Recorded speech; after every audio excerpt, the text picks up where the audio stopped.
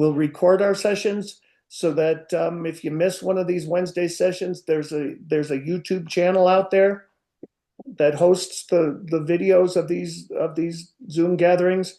Just search Short Wing Wednesday on YouTube, and you'll see those. You'll see those all of them so far. Until Google tells me I got no more space, I'm going to keep posting them. So that's kind of the agenda for the evening.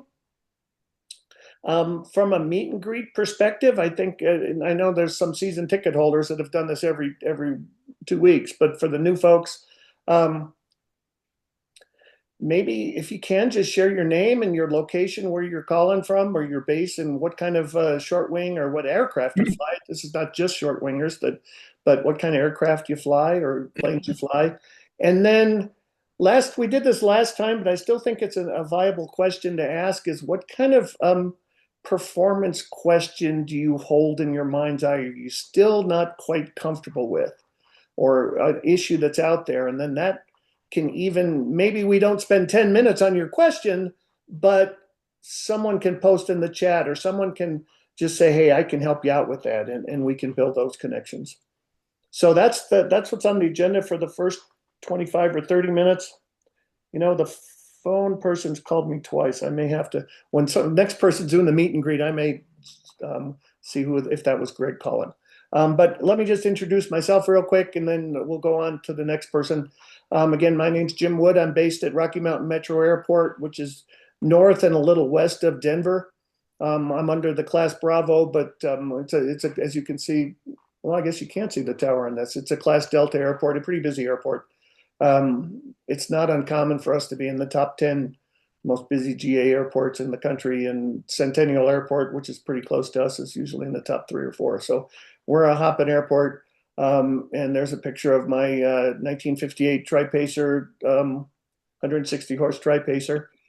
And I think the performance question, and I don't even know if it's a performance question as much as at this time of year, I really start struggling with oil temperature and my number 3 CHT. And I know everyone does with the 0320 on the number 3 CHT, but I'd love to hear some people's numbers that you see.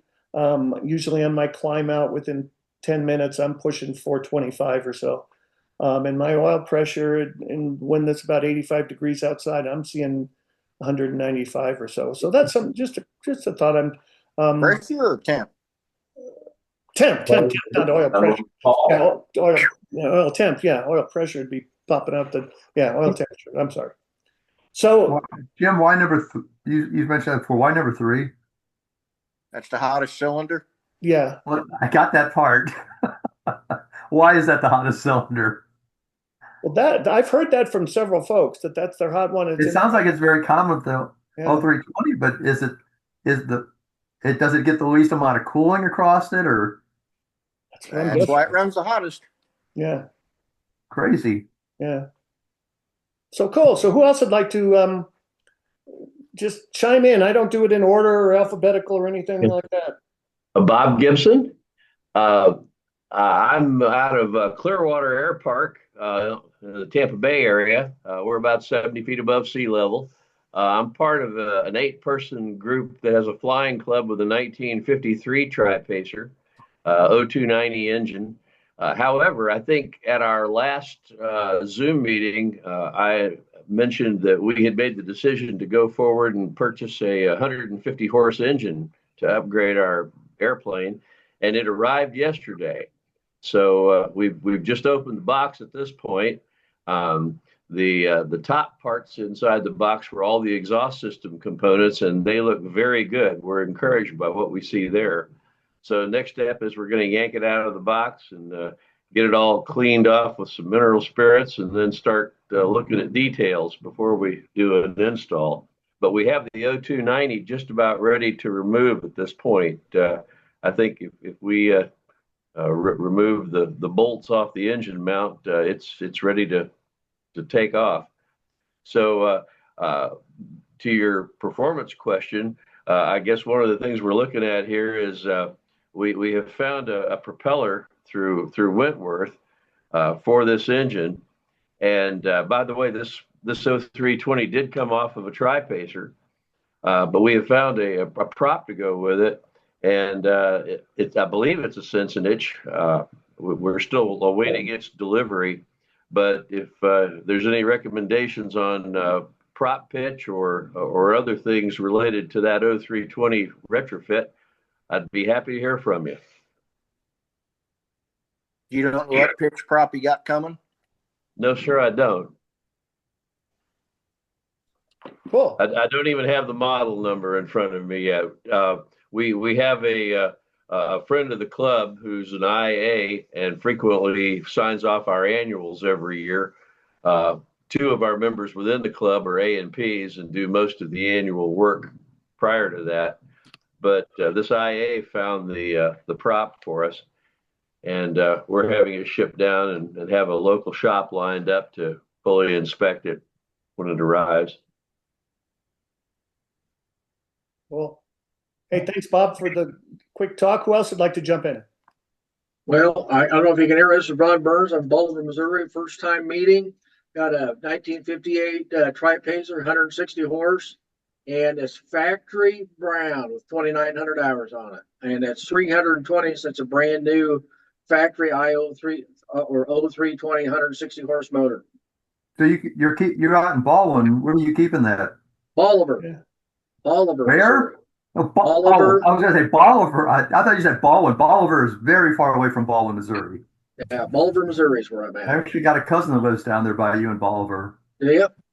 Great airport. I started the EEA chapter 7 years ago. We raised about the last 7 years, we put about $55,000 in the bank.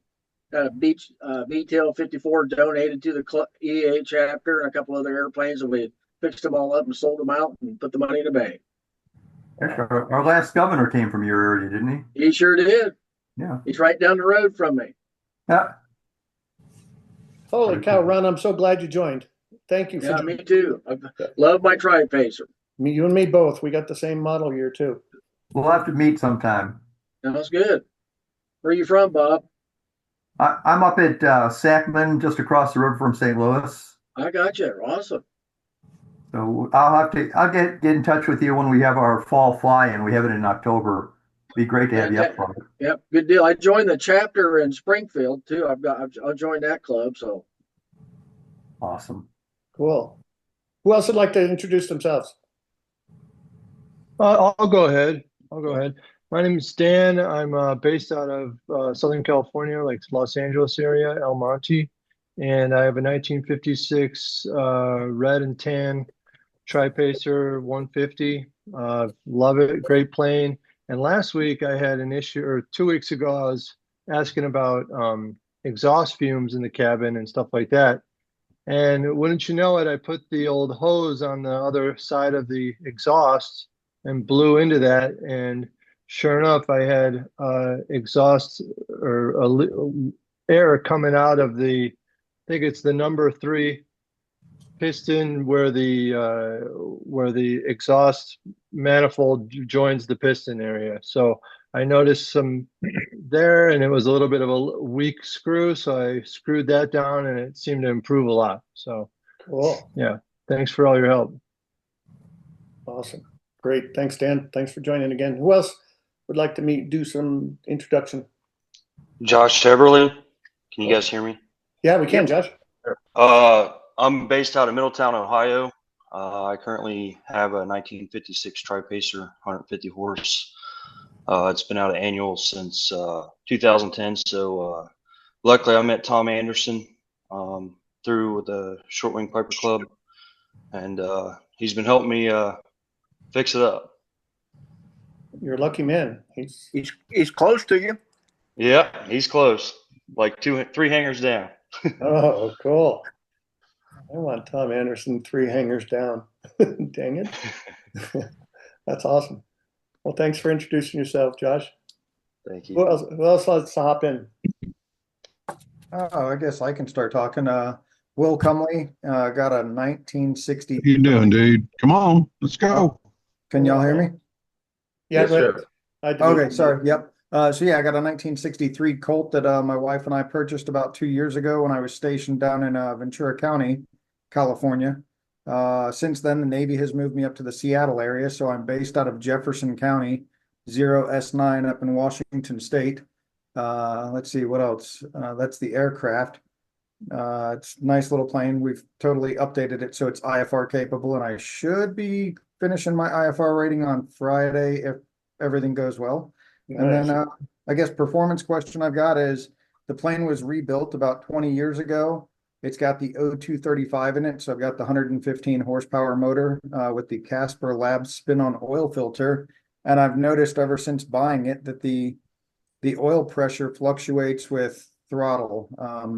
It's basically the top of the bottom yellow arc, so just in the 50s for low idle, all the way up to about mid 90s PSI for full throttle.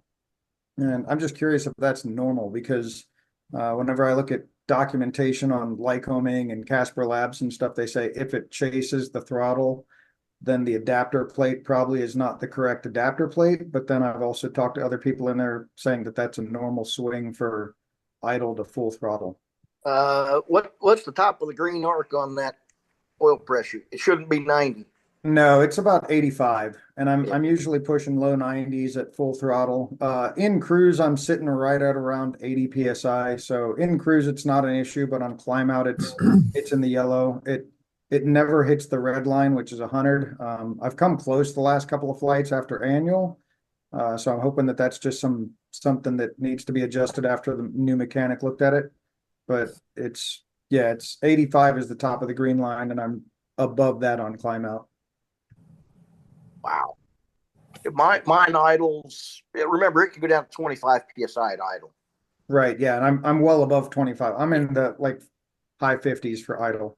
Yeah, I got the O320, but I'm about 78 psi at full throttle, and generally about 60 at idle. Mine, I got the BNC adapter, which is the machined version of the Casper Labs. Right. Mine doesn't do that, but I got the O320, not the 290 D2. Okay. So you may want to talk to the Casper Labs is really good. You may want to talk to him and ask him about it because he's really good. He'll talk to you, he'll work with you, and he'll get your problem solved. But you shouldn't be seeing those kind of oil pressures.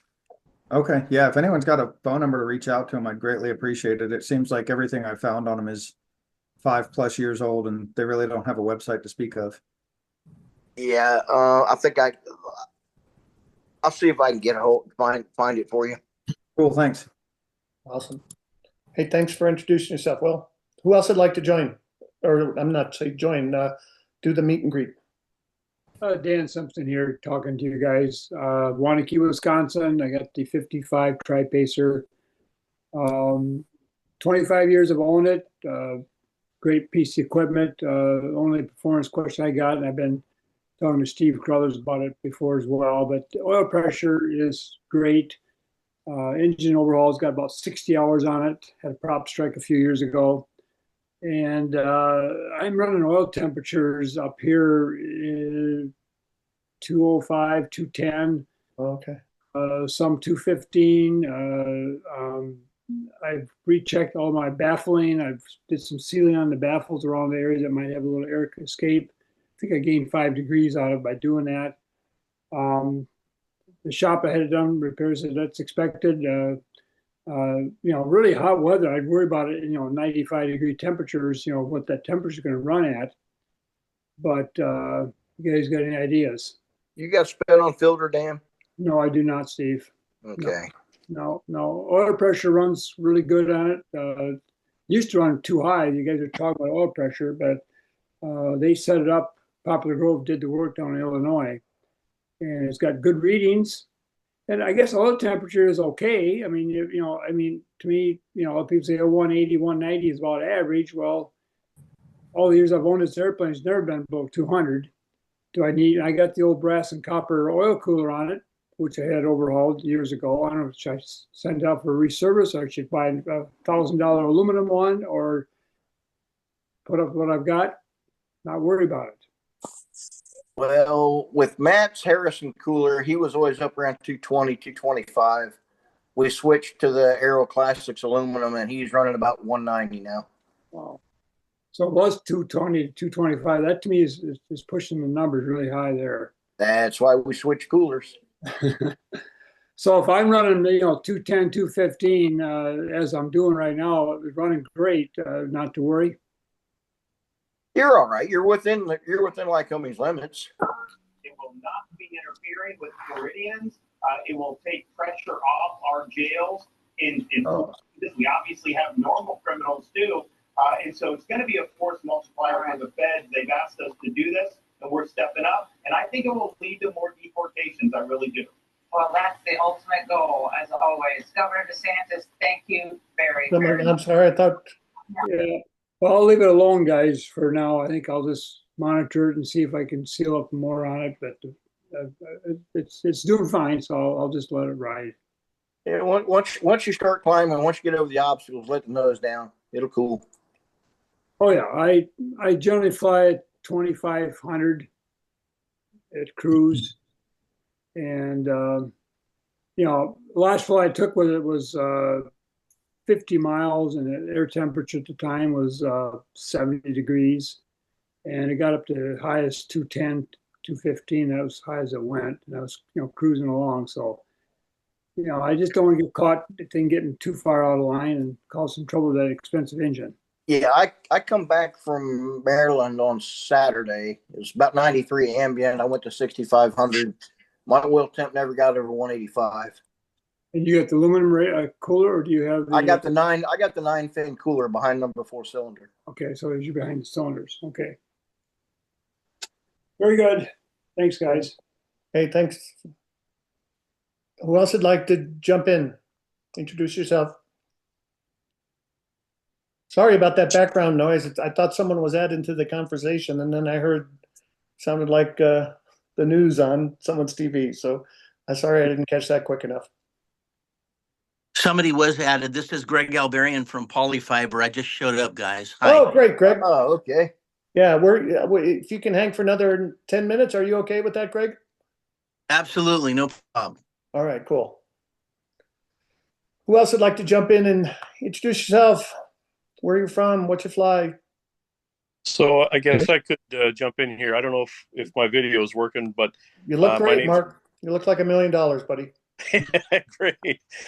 Let's see. Yeah, so you already know my name, I guess. Mark Shada is how it's pronounced.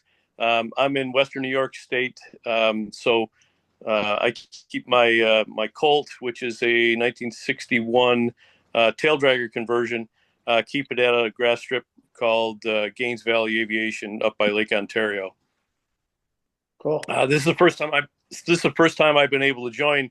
I normally have a conflict on Wednesday nights. I'm the president of EAA 44 in Brockport, and we're building a baby ace with a bunch of teenagers, and that's always Wednesday night. So this is the first time I've gotten to join this call. But I appreciate you guys doing this. I'm looking forward to being able to join more often. Well, man, we're glad you joined, Mark. Cool. Thank you.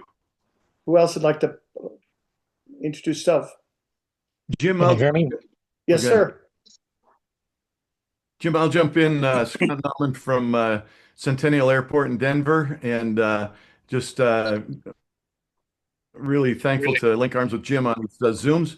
And anyway, I fly a 1959 160 horse tri-pacer, and I've been flying it since 1988.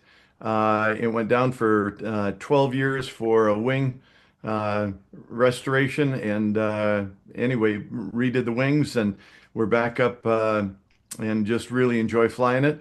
And I'm just glad to be a part of the Zoom. So thanks, Jim, for doing this. You got it, pal. And just to interject there with the last couple of guys, I forgot to mention, for those folks that are new, if you call in or log on to the meeting 10 or 15 minutes before the scheduled start, I have a slideshow with glamour shots of all our aircraft going, and you can see Scott's beautiful plane and several other beautiful planes in the slideshow. So that's kind of a little carrot to get you to sign in beforehand. So, and if you want your plane featured in the slideshow, just send me an email, or you can even post it on the chat here, and I'll snag it and we'll include it in future. It's pre-Zoom call. We got time for 4 or 5 more introductions. Who else would like to jump in?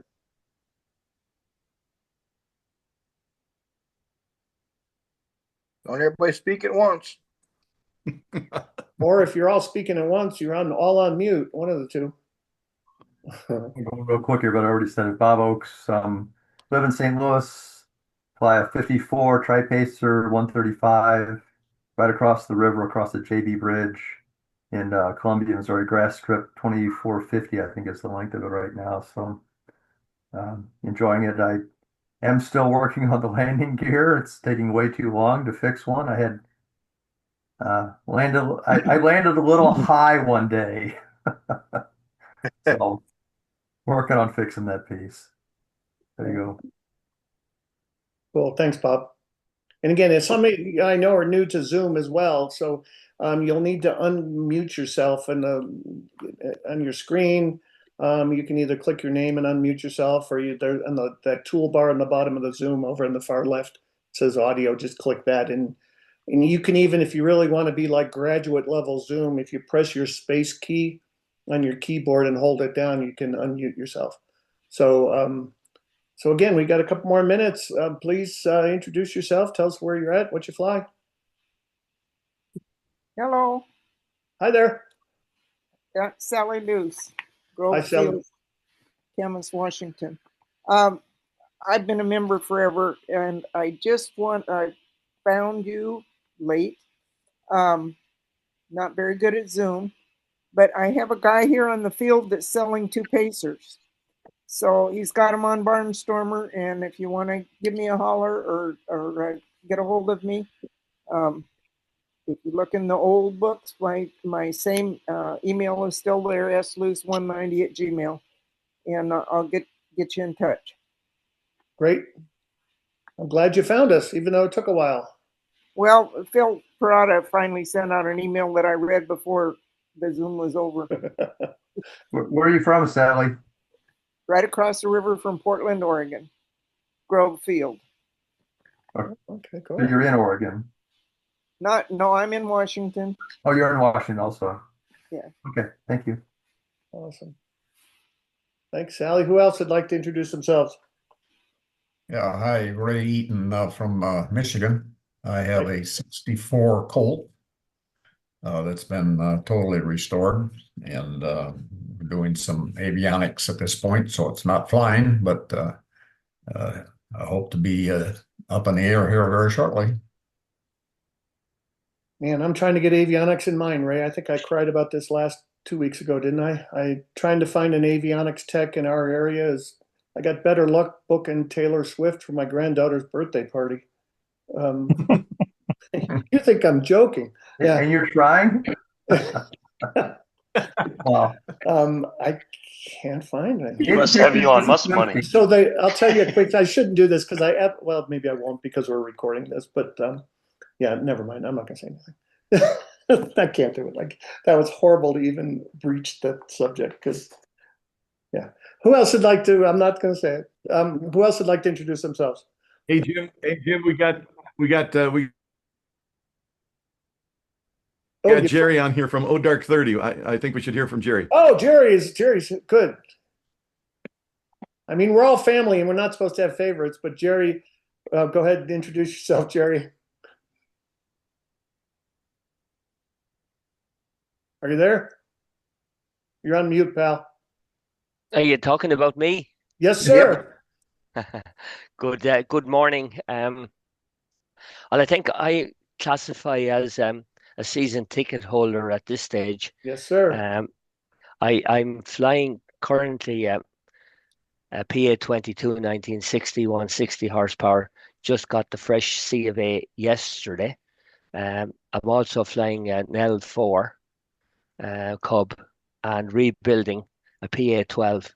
Coincidentally covering it with Stitz. So I'll be interesting to hear the Stitz man this evening. Awesome. All right. And Jerry's calling from Ireland, right? It's just so it just blows me away. At 7 o'clock after these meetings, I think I'm tired, and it's 2 o'clock in the morning with Jerry. So thanks for calling in again, Jerry. We have time for one more introduction, and then we'll charge forward.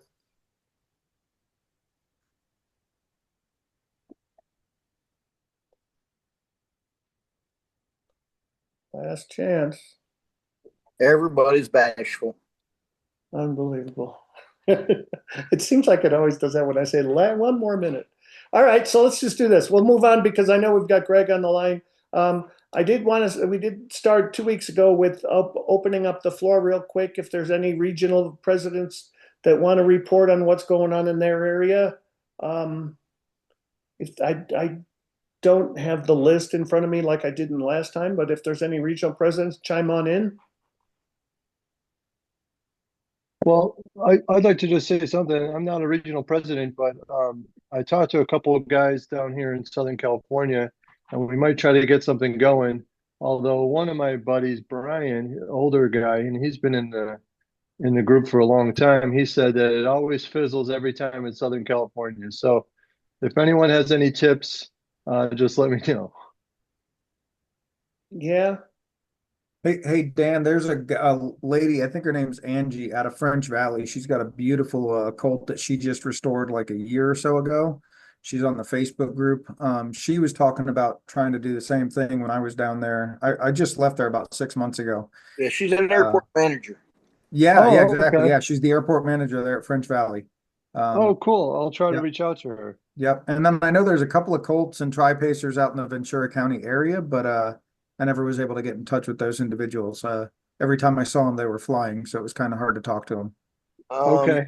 You can reach out to, well, you can reach out to me offline, and I can probably get you information for those people if you know who they are. Okay. Thanks, Steve.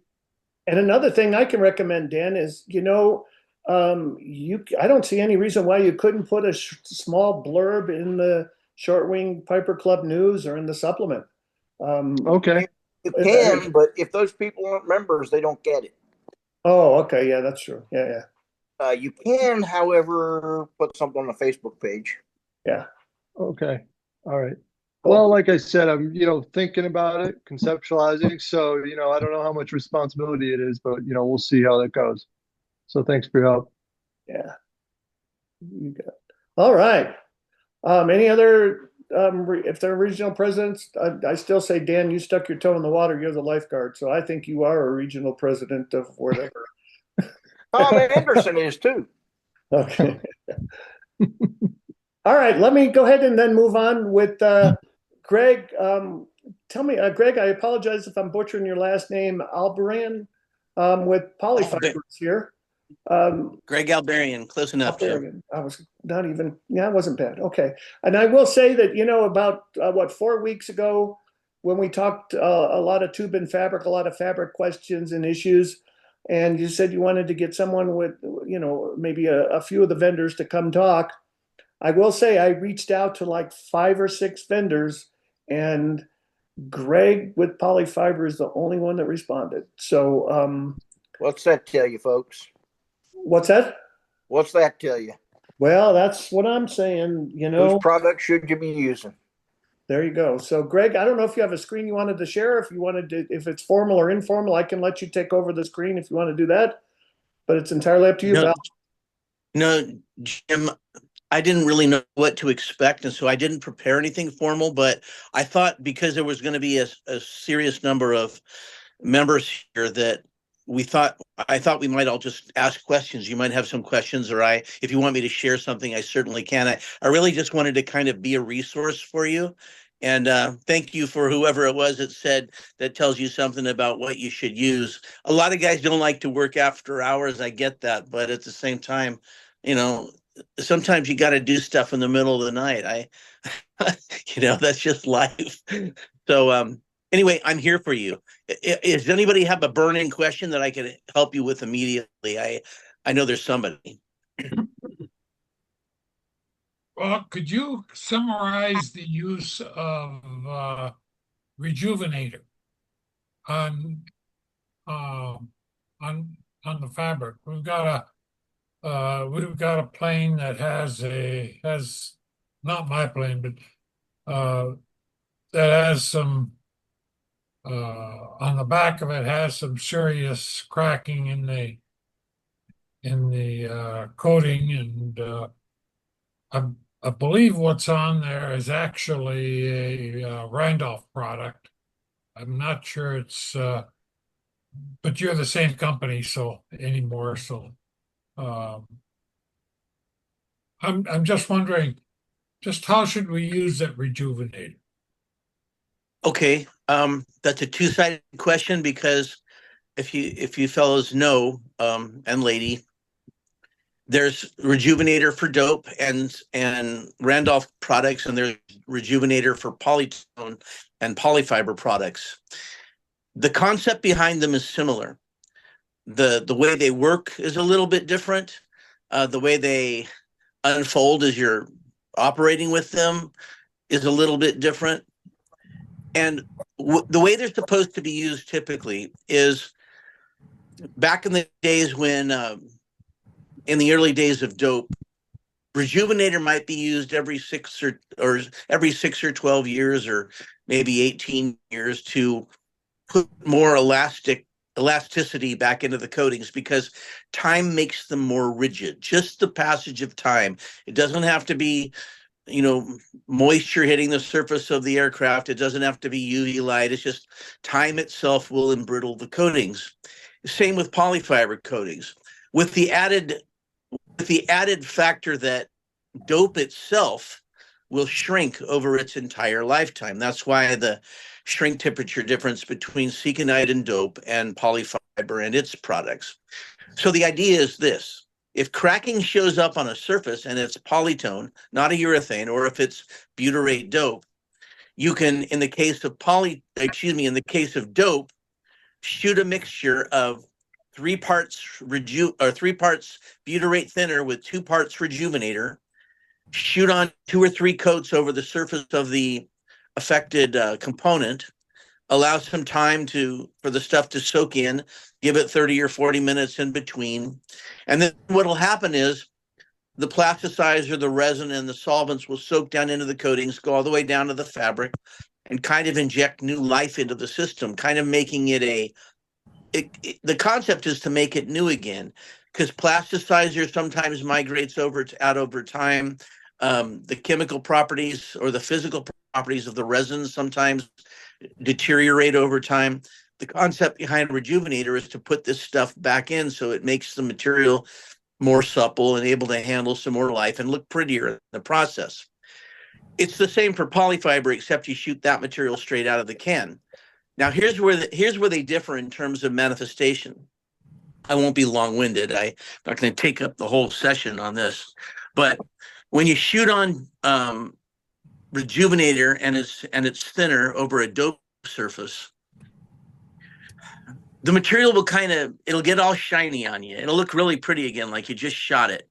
The coatings will not shrink down into the surface, and eventually, what'll happen is after you've shot the rejuvenator mix on the surface, you'll be able to smooth over the cracked areas that you see, and usually they might be fine cracks, they might be bigger cracks, and then there's 2 ways to proceed afterward. After you've shot on the rejuvenator mixture, you allow it plenty of time, maybe even like 3 or 4 days for the stuff to dry, just to make sure that it's going to have to dry through all those layers of coatings.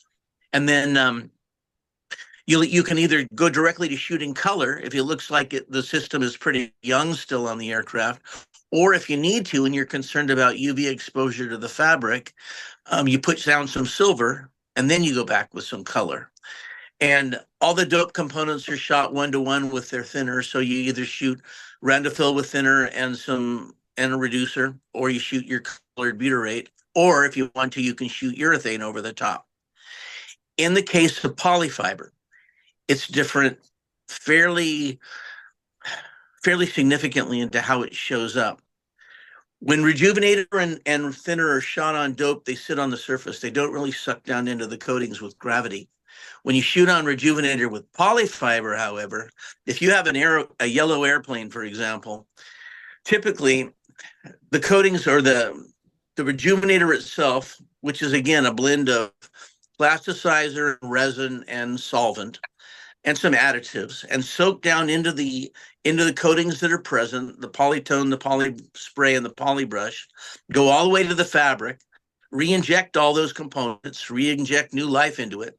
But it's also going to suck down with gravity those coatings into the weave of the fabric.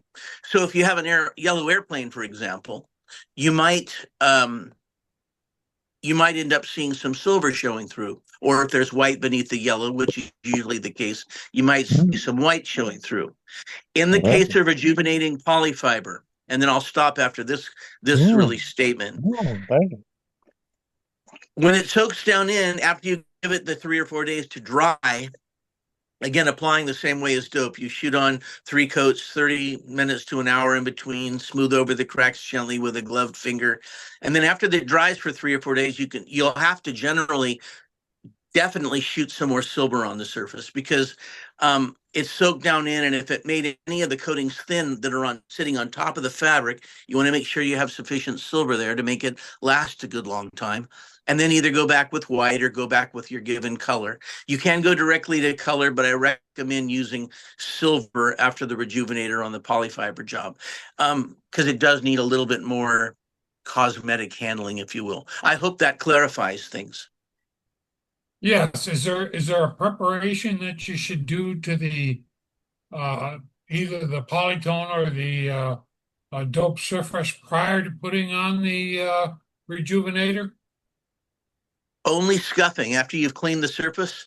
Scuffing with some grade of sandpaper, usually somewhere around 280, maybe 320, but it's typically 280 grit paper. That's all you have to do, so it has something to hang on to if you're going to shoot components in different orientations geometrically.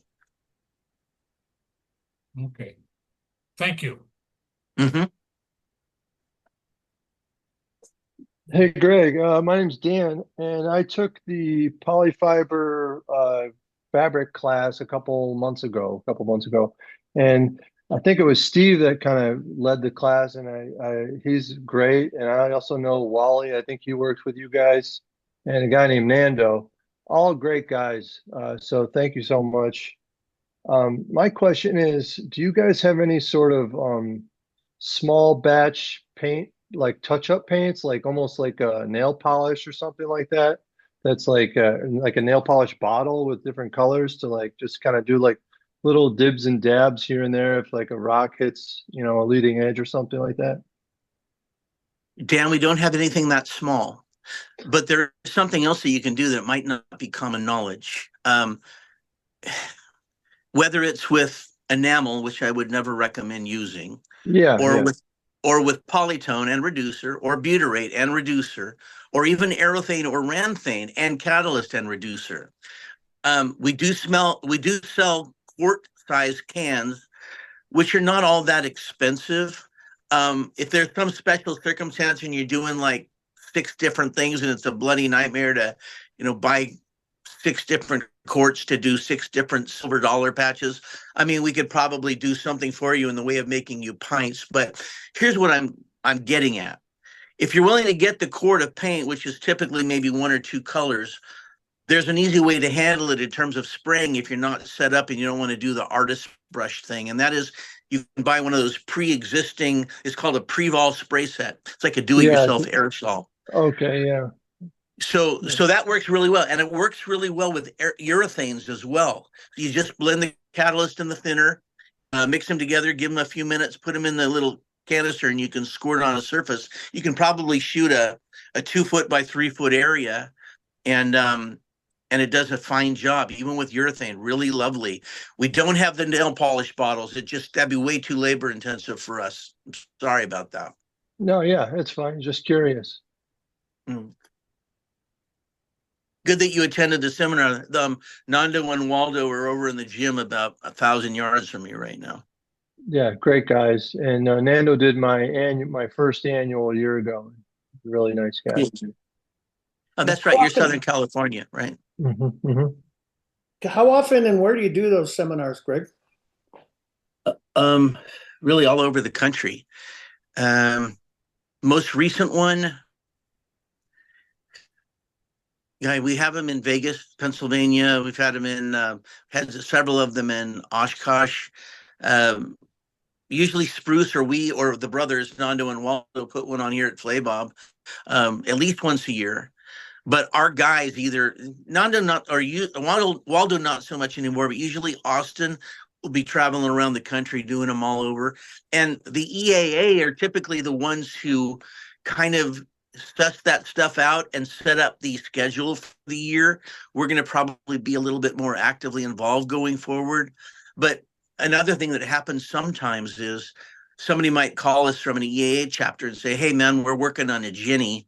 We're here in Milwaukee. We'd like to have, we're going to have about 12 or 15 builders. We'd like to have somebody put on a seminar here, and they're willing to spend the money per head, really, and a little bit of expense money for the trainer, and we'll just put on a seminar for an EAA chapter to show everybody how to do what's going on. Maybe usually not on their given airplane. We don't like to do that when everybody's just learning the process, because you might have to redo it again. But we can certainly train you in what you need to go, and we do it all over the country. At Oshkosh and at Lakeland, of course, during those shows. And there you have it. Well, we have an annual Short Wing Piper Club convention. Maybe don't put me on call blocking, okay? Because I'm going to reach out to you and find out what our options are, because we're going to host that Short Wing Piper Club convention here in Colorado next year. So maybe that's an option to look at. I know what month is July, June. So I'm sure you're not busy in June. Okay, Jim, let me know. Okay, we'll talk about it. Yeah, we'll talk. Yeah. And it wouldn't be a full 2 or 3 day thing. It might be an afternoon thing or something like that, but we can talk. Cool. All right, cool. Yeah. What other questions you guys have for Greg? Sorry for bogarting in there. Just a quick testimonial for him. I had never done any work with polyfiber products until last year, and a group of 3 of us are restoring a Sea Ray amphibian. The hull is done in polyurethane, but all the fabric parts are done in the polyfiber process. And it came out looking really nice. We decided to pick up a paint scheme from a 1938 PBY Catalina flying boat. So It's got the bright yellow wings with the blue roundels and the white stars and the red dot in the middle. And it all came out looking great. But I was just astounded at how many coats it takes to finish it. That's cool, Bob. What was the material? Did you use polyfiber or was it dope? It was polyfiber. And polytone or aerothane? Oh, we used started with the poly brush, and then the spray, and then the silver, and then the polytone coat colors on top of it. And how long has this thing been operating now on the water? Oh, we're still reassembling it. It's part of a restoration. It's cool. The first Sea Rays were offered to the public as kits, and the one we are restoring is hull number 1. Wow. That's kind of historic. That's cool. Good. Glad you're liking it. It is a lot of coats, but the poly spray is really important. The poly brush is really important. The 2 poly subcoats are important for 2 reasons. One, they seal the weave, they protect from UV light, but they're also where the fire retardant lies. So if those things if there is no wind, if it's completely still, and they ever catch fire in the coated state, they'll self-extinguish it within about 3 seconds. So they have to kind of be there for that function. And then, of course, the color coat for the human eye to enjoy. But yeah, it's what it is, but it does a nice job. Yeah, the finish looks great. Everybody who walks in and sees the wings hanging over there on the wall kind of gasps and says, "Wow, those look awesome!" And it will once it's all assembled. We're probably about a month or 2 from mounting the engine on the pylon, and then the wings can go on. Cool. Well, if you'd like, send us a picture. Maybe we can put it on the website and show it to people if you'd like. Oh, sure. Okay. That'd be cool. Greg, I've heard that I haven't used aerothane. I've used randothane as a final top coat, but I've heard that aerothane takes many more coats to get it on properly and have it look right versus the randothane. What do you recommend and why? There's a couple of answers to that question, but it's not really so that it takes a lot more coats. It's all about knowing what you're dealing with. So if we had a blank slate, in fact, if we went back a few years and we had a blank slate with somebody and they didn't have a plan for what they were going to do, and they said, hey, we'd like to use a urethane, which one do you recommend? We might say ranthane. But the fact of the matter is this: you can get a really beautiful finish out of both aerothane and ranthane. The key is doing it the right way. For example, the manual says to do it one way, but the brothers here who have been really, they've been doing it now for over 20 years. They've become some of the premier guys and probably the most familiar with all our stuff on the planet, or more than most humans, because they work exclusively with it.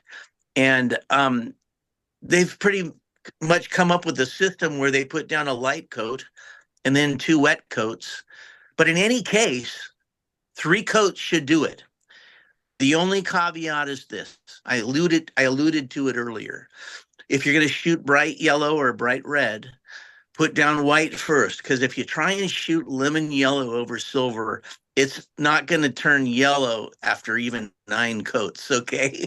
So, but the urethanes have 3 times the pigment in them that polytone and butyrate do. Both of the urethanes do. So the aerethane actually covers better than polytone and butyrate. It covers equivalent to ranthane. It's just a matter of this. If any of you are having any difficulty whatsoever with your environment, whether it's humidity, temperature, some weird thing that's happening, simply call us. There's a couple of guys here that are really experienced top coat guys, and one of them's Waldo. And there's a handful of techniques. He knows a lot more stuff than even I do because he shot so many bloody airplanes. But no, you can absolutely do it in 3 coats, whichever one you use. They can both give you an equivalently beautiful job. I would recommend one for one set of colors because there's 73 colors that are common between the 250 color cards.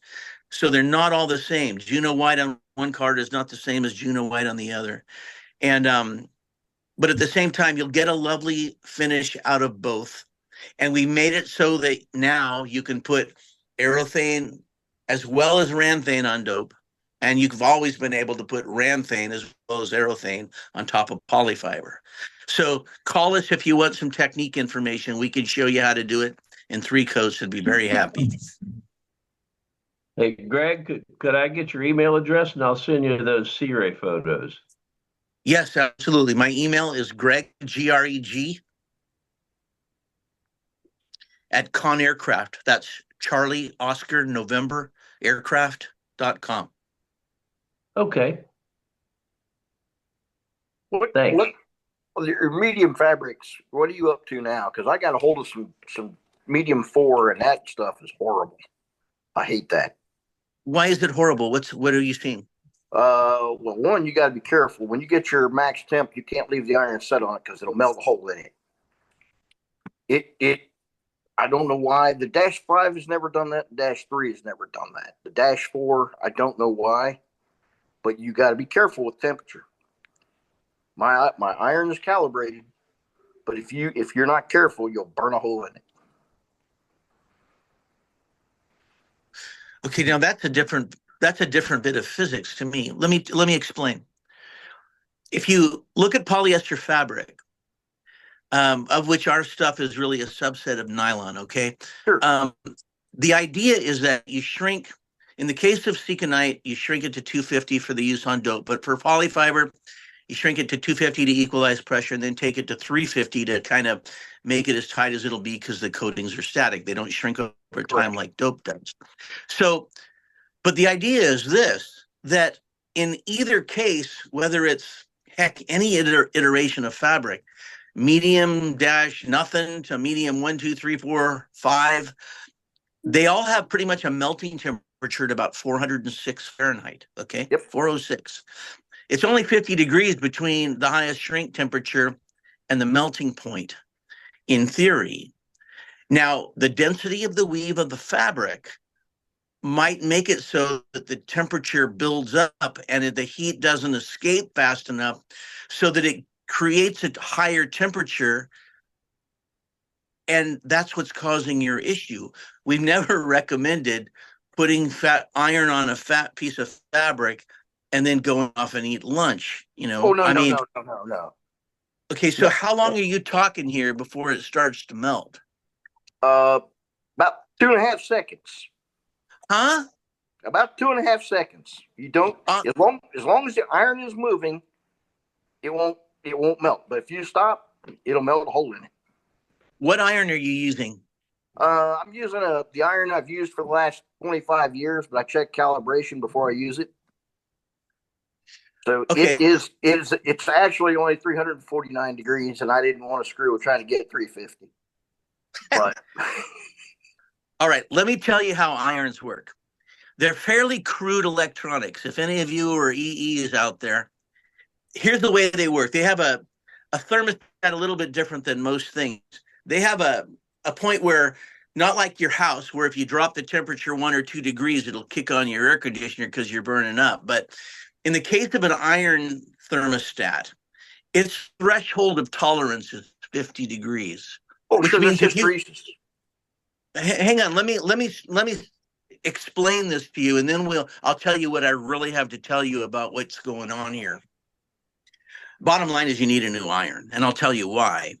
That thermostat is not reliable, because if you set the calibration at 350 degrees, you have no way to know that if you put it on the fabric and you see, okay, pull it up, shoot with the IR gun and it says 350, and you put it back down and go back to shrinking, that recycle rate might take it to 400 and you don't know what's happening, okay?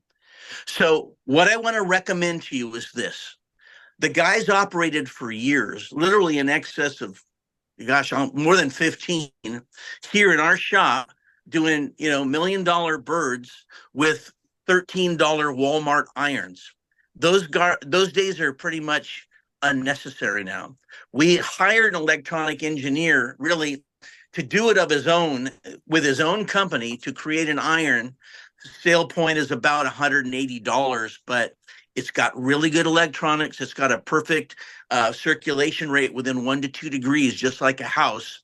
And it's very reliable. And his name is Steve Nussbaum. We call him Iron Man Steve. And he's right here in San Diego. And I can give you his website or his phone number. And he's selling them at Oshkosh and through us, through at Lakeland. And those irons are the only ones to use. But that recycle rate is what's causing you the problem.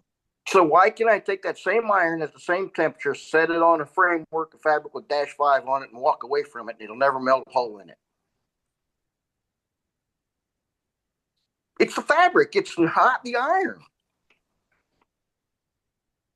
I can't explain it, because here's something that's hidden to us. When we commission and engineer the specs on our fabric styles, we tell them the behavioral within operating parameters. Namely, if you have a black surface on a 106-degree day in Arizona, that black surface might approach 240 F, right? Mm-hmm. Knowing that that's the max that the fabric is going to see in sunlight, roughly 240, 250, everything is going to be safe well above that.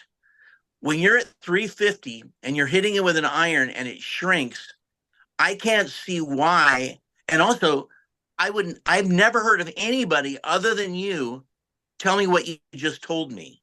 Well, just search the internet for -4 fabric. No, I'm gonna do something different. I'm gonna run the test myself tomorrow. And if you want, I don't know how. You know what I'll do? I'll write to Jim and I'll tell him the outcome. He can circulate it with all you guys, and I'll tell you what I learned. I've never heard that before, but I'm gonna run it the hell down. Tell you right now. Okay. I'll post it on our Short Wing Piper Facebook page. What you come up with? Yeah. I mean, it's an oddity to me, because they hide the chemistry from us at the mills, I mean, we can tell them, hey, it's got to be this way in elongation, this way in tensile, this way in deflection, whatever we say, but we can't say you have to use this plastic, because we can't control it. Elongation and tensile usually controls everything. Dwell time should not matter with an iron on these fabrics. That's why they can go from dash to dash to dash. It's all the same chemistry in theory. Something else is a variable, and I'd have to know what it is. Yeah. Can I make a comment about irons? Yep. I'm ironing fabric right now.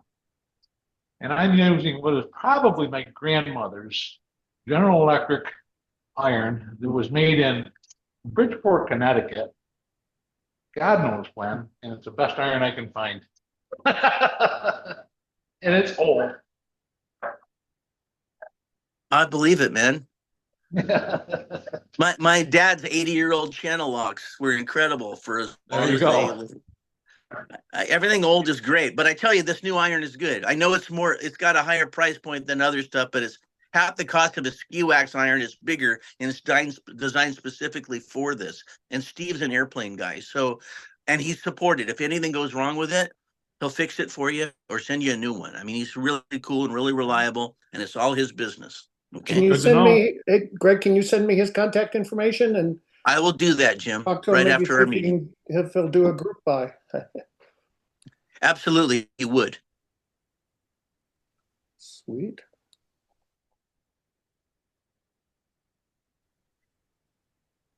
You know what? Yeah, I'll do that. That's the best way to approach it. Hey, Greg, in your experience, is there ever a case where there's two different fabrics, like let's say on like the undercarriage versus like the wing or the fuselage or something like that?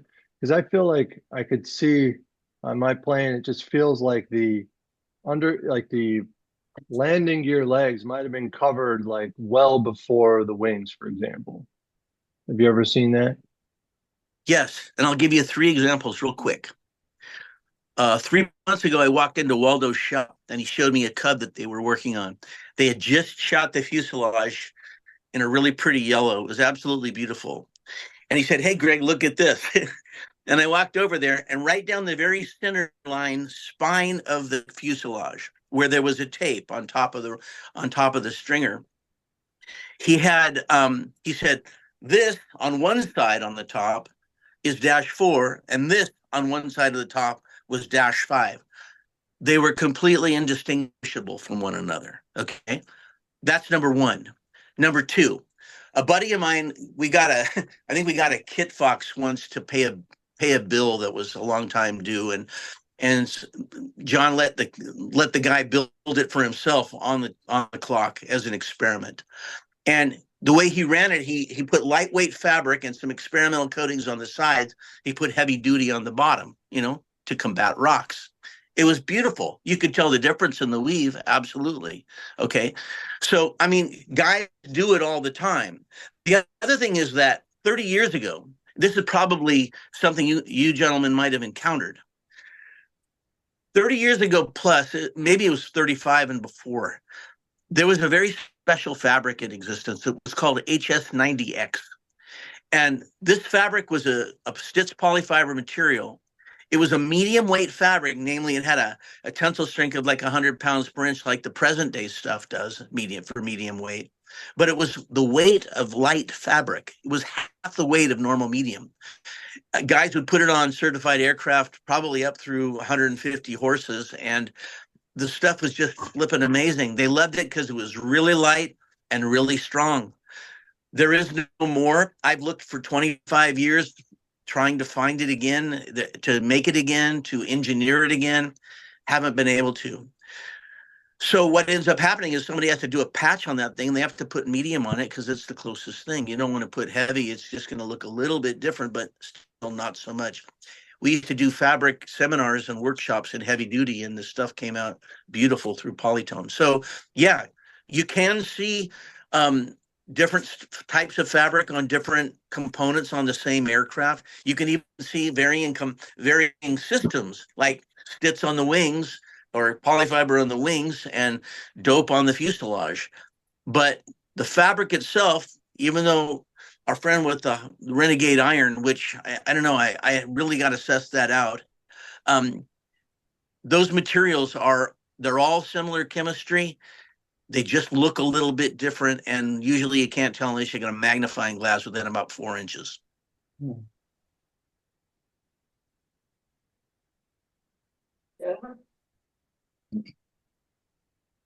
What's the difference between the polyfiber fabric and just straight Seconite? Right now, nothing. They are the same raw stock for light uncertified. It's the same for both companies. Medium -5 and and Seconite 102-5 are the same raw stock. Medium -4 and Seconite 102-4 are the same raw stock. They're just stamped differently. Heavy duty -4 and Seconite 101-4 are both the same raw stock. They're just stamped differently. So there is no difference between Seconite and polyfiber, and there has not been since about 1998, when the individual stocks of the individual companies ended. So Seconite was folded into polyfiber in 1996. And it was 2 years after that all the existing C104, which is light, certified light, was gone. And light fabric could no longer be created, said the FAA. The aerospace group would not allow it to be made anymore under certified status. So it's all uncertified light. But now it's all jointly Seconite and polyfiber raw stock. But yet, there's just different stamps on it, is what you're saying. Different stamps on it, and when you're working with dope versus polyfiber, there's different heat shrink temperatures. Again, dope gets 250 because the coatings shrink over time. Polyfiber gets 350.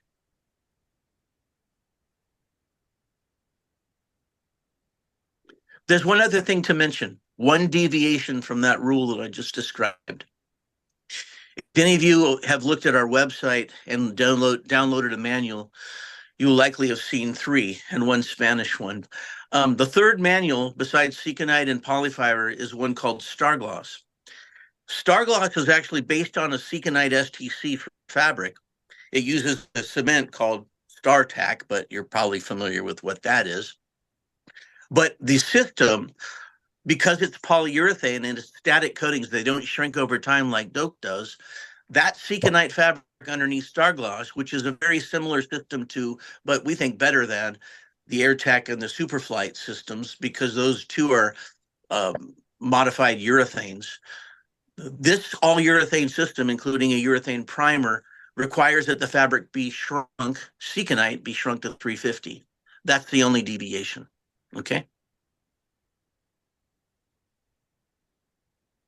Thank you. Greg, is there any solvent that you can use on polydope and polycoat that won't affect the polycoat itself?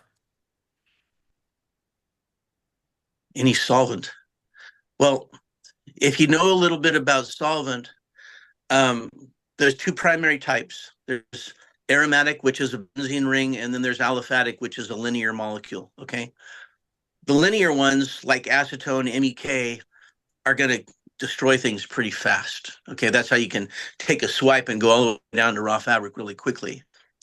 The circular ones, like toluene, xylene, that sort of stuff, and other things, will do is go at it at a slower rate, but all solvent is going to make those coatings kind of succumb because they're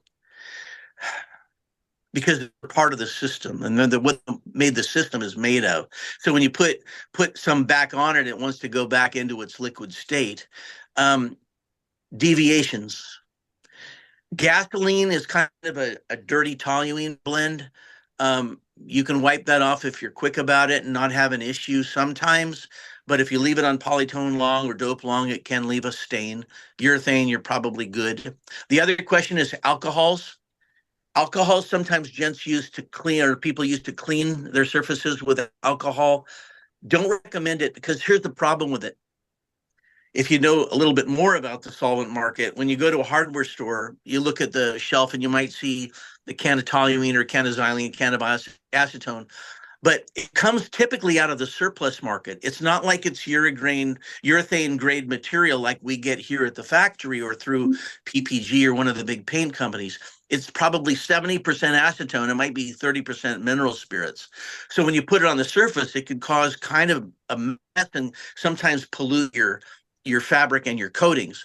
So be careful about store-bought solvents for that purpose. Avoid alcohols because there are different ones and they have different effects. And then there's something called things like glycol ethers, which are very mild. It might be the only thing you could get away with, a glycol ether, to maybe do some sort of chemical work without really harming the coating, but it's still considered a tail solvent for the system. So most solvent is going to give the one part paints a little bit of trauma, okay? The urethanes, no. You can go at urethane with even MEK, multiple rubs, no effect. With polytone and butyrate dope, they're probably going to have some effect from seeing solvent, okay? Yep. Okay, thank you. What, basic what products about to the clean cleaners it? that they use? In many of the polyfiber and or Seconite systems, you use a cleaner that you wipe down the system before you, as a final clean before you spray. Would those Yes. would those hurt any of this stuff? The material is called C2210. Yeah. Will it hurt the coatings? It can, and I'll tell you why. Because whenever you use a prep cleaner, particularly a solvent one, it's still going to have one or two of those solvents that I described to you, and one of them might be kind of an aggressive solvent. Usually it's going to be the ring variety, not the linear variety. But it's still going to have an effect if you slather it on your rag and then slather it on your surface. So the way to handle this stuff, the way to handle C2210 is to put it sparingly on a rag and then wipe the surface gently to clean the area, and then follow behind with a dry rag, wipe away the excess. And now here's a key point. Give it at least 2 or 3 hours or even overnight before you spray. That's the downside of using solvent cleaners. You have to give it the time to completely evacuate the surface, because one of the cleaning components in that material is one of those last that I mentioned. It's a very slow, unaggressive material that's used as a tail solvent, but it still can do a cleaning job without really doing much harm to the fabric. But still, if you put it on hot and heavy and go aggressively at it, it'll harm your polytone or your dope. So wipe it on sparingly on a rag, wipe it away with a dry rag, and then give it plenty of time to dry, and it will be okay.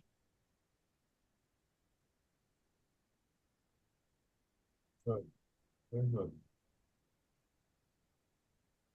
Do you have any recommendations, Greg, on just basic cleaning products to use? I mean, we got Oshkosh in a few weeks. We got to get our planes all dolled up, right? Yeah, there's a few things that you can do, depending upon how much you enjoy elbow grease. Of course, you can use liquid car wash. If you ever read labels, I'm sure you read labels on foods, but sometimes you can read a label on like dishwashing detergent. You can see it might have some sort of emollient in it, which is something that softens the skin.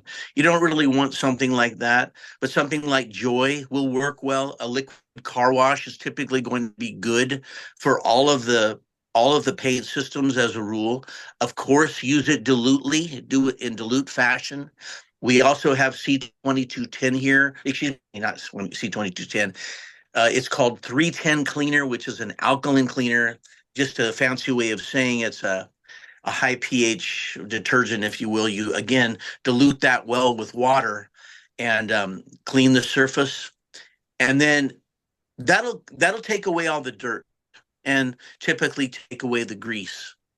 And here's where you can really, if you want to go further, and there's two categories here. Now, the one part paints, so polytone and butyrate fit into this category. And the other version is the urethane category, aerothane and ranthane. You can do a little bit of polishing.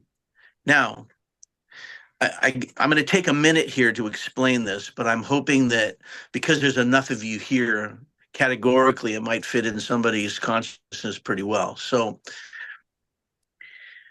if you have an orange, let's say you just shoot some urethane and you get orange peel and you want to fix it really quickly, it's 7 stages: 1500, 2000 grit, 2500 grit, then the 3 stages of a polishing compound: rubbing compound, anti-swirl, and the final stage, which is like a glaze, and then carnauba wax at the end with a rag.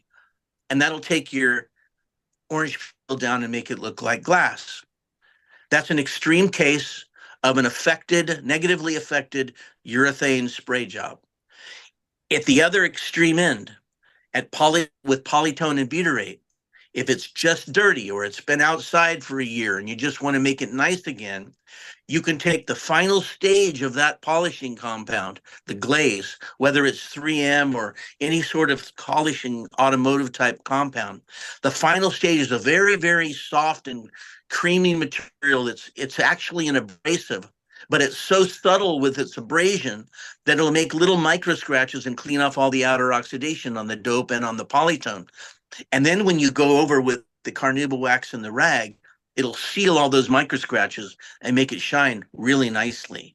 You can sometimes get a polytone job to shine close to a urethane, and dope just has a beautiful way of polishing like the old time furniture. You can get a really deep, rich luster out of dope if you take the time to polish it and then wax it. Okay. So there's a couple of extreme things. The other way is there's a final version, only the wax. If you have a microfiber rag and you have carnauba wax after it's clean, the rag itself is going to put a little bit of micro scratches into the surface and the wax is going to seal it simultaneously. So if you don't have much oxidation, that'll clean the surface and make it shine nicely without your having to do the airplane more than one time. Mm-hmm. I hope that helps. Yeah, thank you. What about a clear, simple green, diluted, well diluted as a cleaning as a cleaning wash? I've heard some negative things about simple green, so I'm a little concerned about it. Okay, so I wouldn't go there. There's 2 things about it. I think the material might be a little bit more caustic or a little bit more alkaline than anybody knows. I've never done a pH test, but I've heard things about it possibly affecting metal, and I've heard about it having incursion into coatings, and I've heard the guys say that they don't recommend it be used. So I would be hesitant to use simple green. Same with corrosion X. I would not use that material either.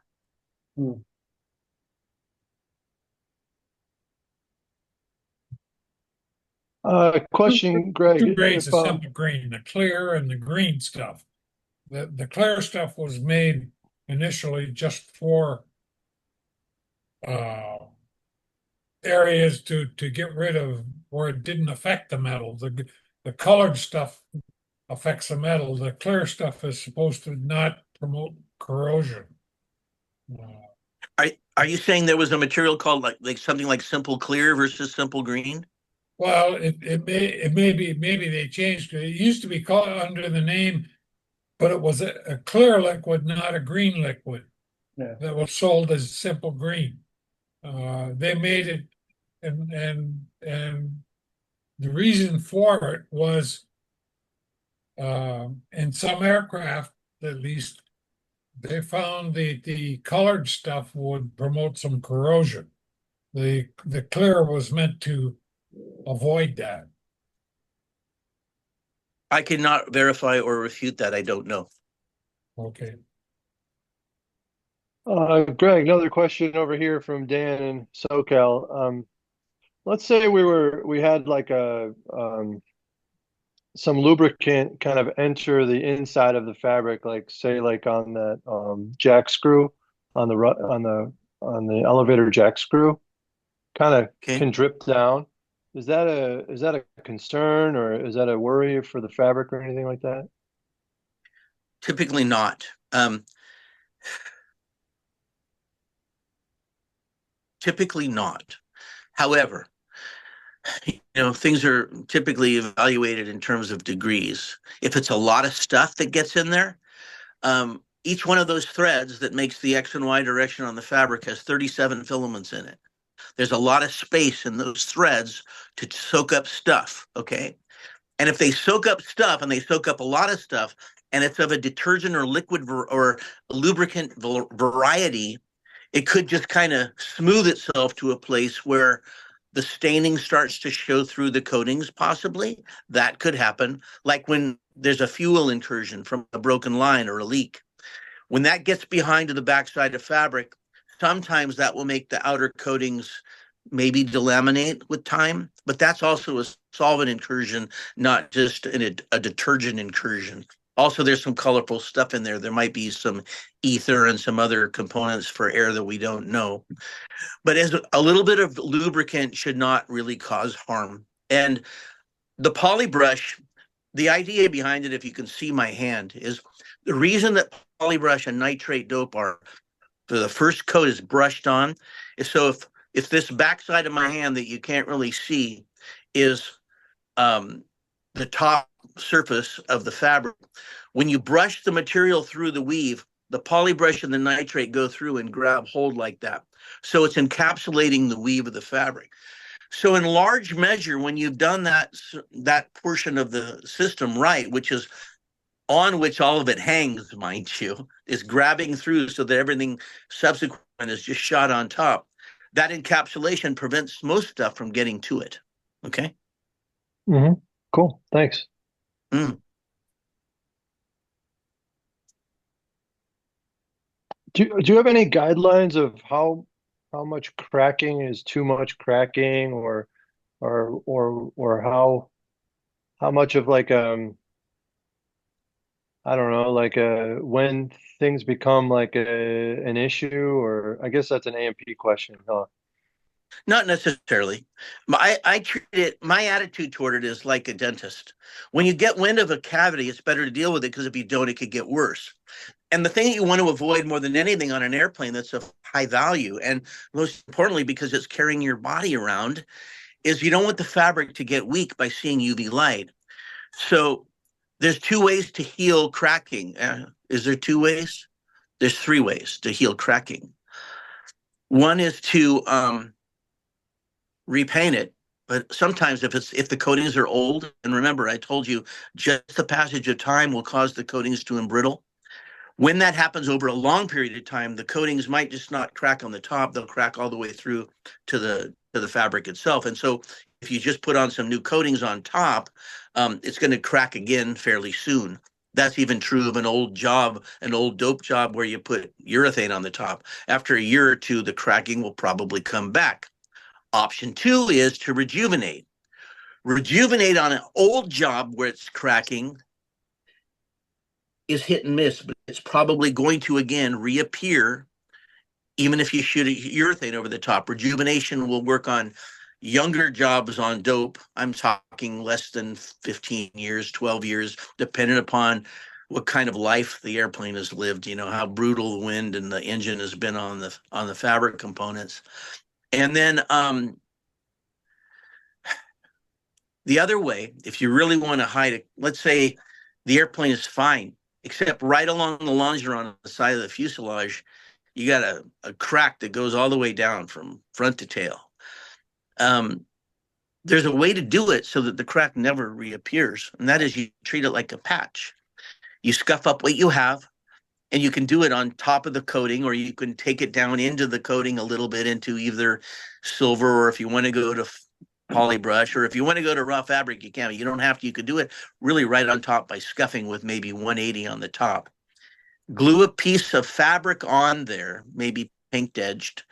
I know it might change your aesthetic. It may not look like a trophy winner again, but at the same time, it'll fix the crack and it'll never show up again through that crack, through that fabric patch that you put on. Just run it at the length of the thing, maybe 3/8 of an inch minimum on either side of that crack, and it'll stay gone forever. So either rejuvenation can work, recoating can work a little bit, but not as well as rejuvenation.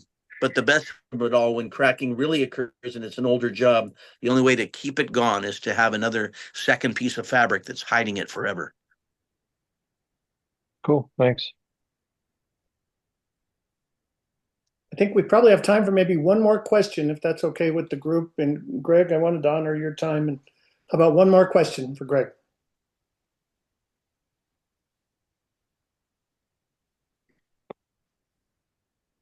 Greg, what? I'll ask it then. What's your favorite? I'll go. Oh, go ahead, John. Go ahead. Go ahead, John. Yeah. Okay. I've been doing more repairs in recent years than full recovers. Like I said, I'm ironing wing right now as I'm on this Zoom. So I used to working with whatever the aircraft covered with. An old Cyrus trick. You know who Cyrus is? Yeah.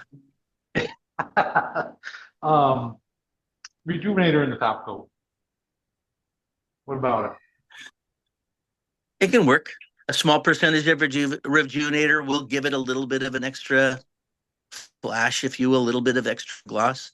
It can work with dope and with polytone. Some guys use it as a system. Not very much, maybe a quarter of the volume, maybe a third of the volume, but typically it's around a quarter of the volume of the paint, or the reducer rather. 1 to 4 with the reducer then, or 1 to 3 with the reducer then. Okay. Something like that. Yes. Yeah. Okay. Yeah. All right. Just curious. Awesome. Yeah, it's a good question. Holy cow, Greg, this was spectacular. Would you guys agree with this? Was spectacular. Thank you very, very much. Yeah. For giving us your time and your expertise. Thanks a lot. Yeah. Sure. And I know go ahead. Go ahead. I just wanted to tell you one thing. You know, I like that you guys are doing this. It's not very often that you have a format like this where enough lovers of a discipline get together for a technical purpose like this. And if you want, if enough of you are in a group where you want to get some in-depth information on actual top coat handling, for example, I could have one of the guys, either Austin or Waldo, show up, and we could do this again, and we could have a session devoted to finishing work or perfect paint jobs, whatever. I wanted to extend us send it to you an opportunity to have us again, because we'd like to help. We appreciate your being here. We appreciate your talking to us, because we can fix a lot of things that are not broken before they get broken if we can talk to people, and we're happy to help. So call us or email us if you ever need us. Okay. I will absolutely take you up on that offer, Greg. Thank you. Awesome. All right. Well, the only system I use. Say that again. The only system I use. I've used them all. Well, thank you so much. We appreciate you, truly. Awesome. All right. This was spectacular. And again, a ton of information, folks. And remember, this has been recorded. So it's on, if you just go to YouTube and search Short Wing Wednesdays, or Wednesday singular, I think it is. I'll have this recording posted probably by tomorrow night. So, all right. Thank you, Greg. We're going to move on to we've only got about 5 minutes, and I think I got 5 minutes of agenda stuff. So, man, that thank was you awesome. all. Yeah, thank you. So thanks, Greg. Have a good one. All right, so long, guys. All right. So I wanted to just real briefly talk about a couple things on the Short Wing convention that was held last week at Lock Haven. We did elect a new president. Andy, I don't think Andy's on the line. I've been searching the participants, but Andy Seligson, I always mispronounce his name. Did I say it right, Tom? Andy Seligson. Dang it. Seligson. Sorry. He's been elected new president, and Steve Carruthers is stepping down after several decades of being the president, I think it has been. And just a spectacular job, and a whole lot of love and gratitude went out to Steve at the convention for the years and years and years of service he's given the club. So that was one of the highlights from the convention. I'm not going to go point by point, but just saying that it was really quite good at Lock Haven and in concert with Sentimental Journey.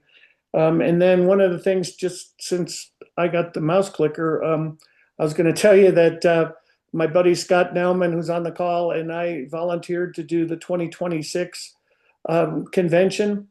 We're looking at June 22nd through the 26th at Greeley, Colorado, at the Greeley Weld County Airport, KGXY. You can see it here. I've got a couple sectionals here. This gives you a little relationship. It's pretty much straight north of Denver International Airport, but outside of the ADSB Veil, the Mode C Veil. So you can eke in under there. It's the elevation at Greeley is about 4,700 feet, so it's not a monstrous density altitude kind of thing, at least not what we're used to. So it's certainly flyable in June. As you can see, it's got a 10,000 foot long runway, and then a crosswind runway that I can't remember what 1028 is. It's probably about 4,800 feet or so. Say again? I think it's 5,000. Yeah, so I was just thinking 4,800, 5,000, somewhere around there. It's got a great airport restaurant. One of my friends owns it and runs it. There are dozens of hotels in nearby Greeley. You see how it's situated. It's relatively close to downtown Greeley. And Greeley's a college town, so there's a lot of things going on. I just did a smattering of some of the ideas Scott and I have been talking about. I've already talked to Jim Dyer. He's willing to do a tour of Univair. They're about 45 minutes to an hour away. But as long as we don't hold it the same week as Sentimental Journey, he's absolutely happy to bring us down to Univair. It's a fascinating operation they have there. The Greeley Stampede, if you see in the lower right corner, is going to start that week. And that's a rodeo that's way fun. If you've never been to a rodeo, they're really kind of cool. And this is a pretty good one. And again, several other things. That Bass Parts Sales is a used aircraft business, aircraft parts business that's right on the field. I'm hoping we can maybe organize a Tracon tour at Denver Tracon. I think the Colorado Rockies, if you're a baseball fan, I think they may win 20 games this year out of the 182 games. So I'm sure we can get tickets to the Rocky game right now.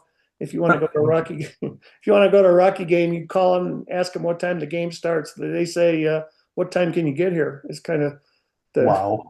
But it's fun. It's kind of cruel. I know, it's way fun. I was a season ticket holder with the Rockies for years. So that's what's in store for us.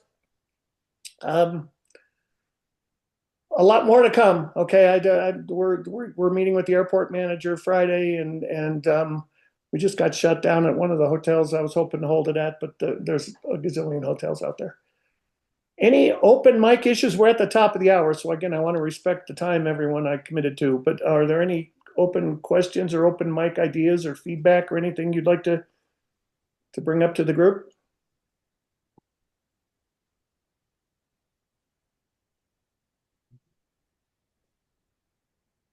All right. Here's what's on store for us for our next Zoom gatherings here.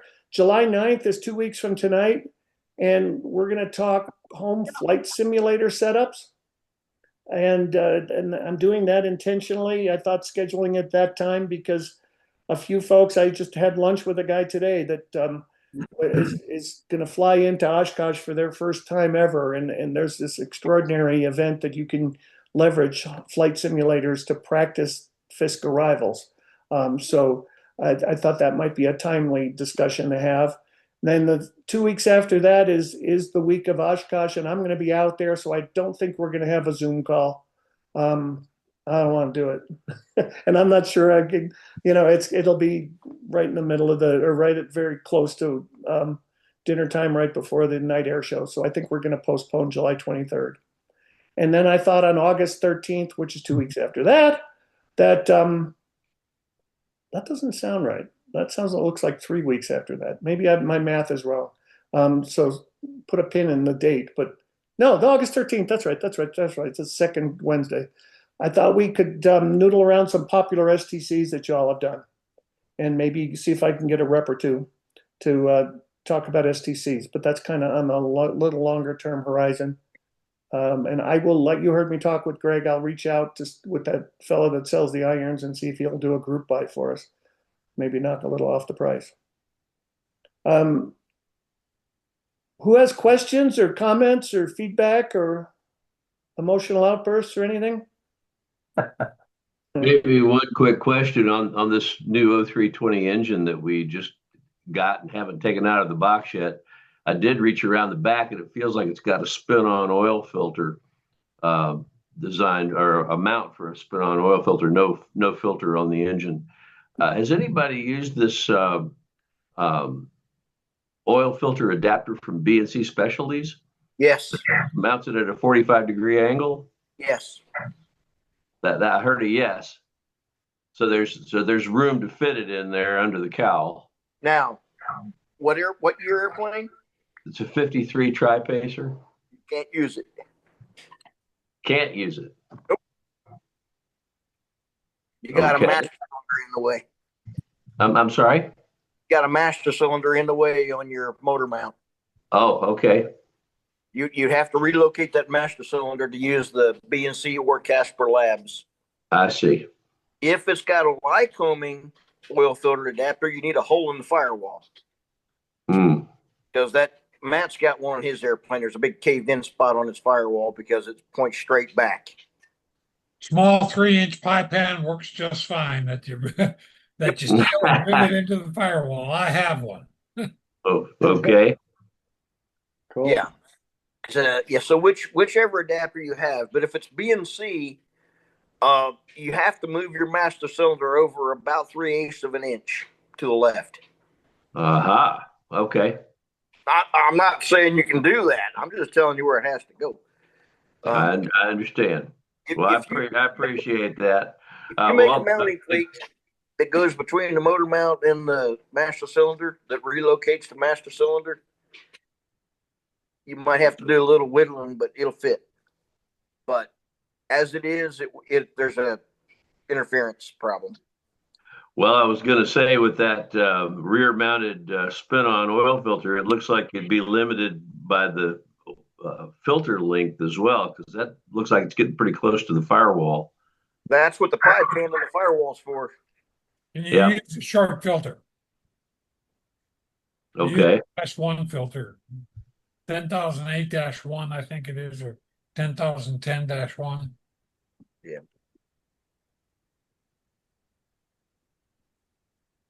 Just a bigger mess when you pull the filter.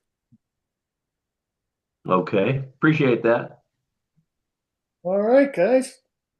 I think we're going to put a pin in this one. Thanks everybody for joining. I'm going to go ahead and stop recording. And again, you got my phone number and my email address in the lower right corner of the screen. Please send me feedback on what you'd like discussed on future meetings, because this is this is our group, right? I just got the mouse click. That's all I got. So if you've got other areas you want to talk about, that's glorious. And if you got feedback on what you'd like me to do different, I'd appreciate that as well. So let me go ahead and stop the recording in case you want to curse.